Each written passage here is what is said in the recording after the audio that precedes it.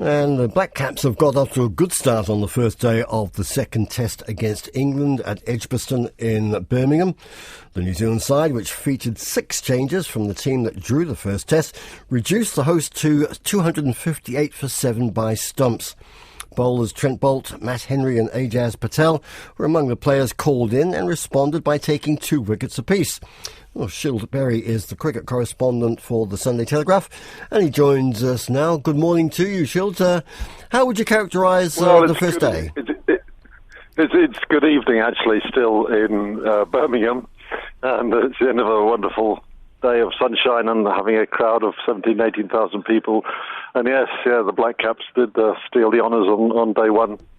The first session, they seemed to England got off to a pretty good start, 67 without loss at lunch, but Kiwi bowlers actually sort of got back into the game in a good way. Well, it was interesting. Throughout the day, basically, the ball was swinging. But in the morning, Rory Burns and Dom Sibley didn't get drawn into playing loose drives. And then the crowd made its presence felt. I mean, there are 18,000 people, and as you know, the Hollis stand at Edgbaston can get a bit raucous, particularly when it's an Ashes test match. And by lunchtime, they were in full song. And from then on, England started playing a series of kamikaze drives at balls wide of off stumps swinging away. And the wickets started to tumble. So I think it's fair to say that England's batsmen, to some extent, got caught up in the atmosphere. It was a wonderful sunny afternoon, and the Hollis stand roaring its head off and cheering boundaries, and England's batsmen just got drawn into playing crowd-pleasing shots, and ended up being caught at the second and third slip. Is there a brittleness about the England batting?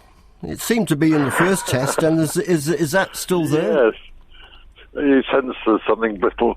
But it's youthful naivety, basically. Batsmen brought up in the T20 era to play a shorter ball, but they are so young. I mean, Dom Sibley is the third oldest batsman in England's top 7, and he's 25. So Rory Burns and Joe Root are the only ones 30 years old, and they've been the ones who are making the runs and just look mature. Amongst the bowlers, who stands out?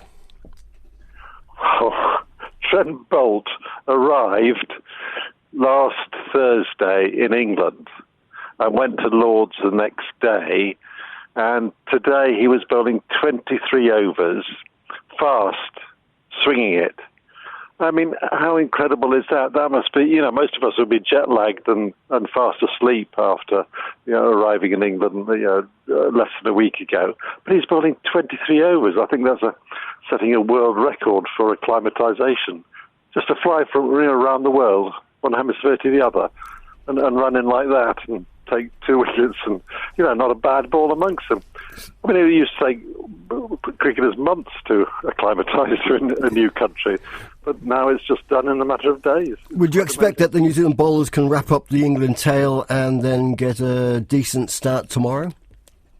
Well, the point is, how will Trent Boult and Matt Henry, who's also playing his first game of this series, how will they feel tomorrow morning? I mean, will they be stiff and barely able to move? If so, Dan Lawrence has got the scoring ability, because he can put bad balls and good balls away for 4. He's got the ability to motor quickly. And if he could convert his 67 into his maiden test 100 and then get England up to 300 odd, then that would be a pretty challenging score. But yeah, if New Zealand snuff out the last 3 wickets quickly, first thing in the morning, New Zealand will be definitely on top. Very quickly, weather forecasts? Oh, it's set fair. Yeah, I mean, it's not very hot today, day 1, and tomorrow, day 2, but then it's going to be really hot over the weekend. I mean, 28 degrees, wow.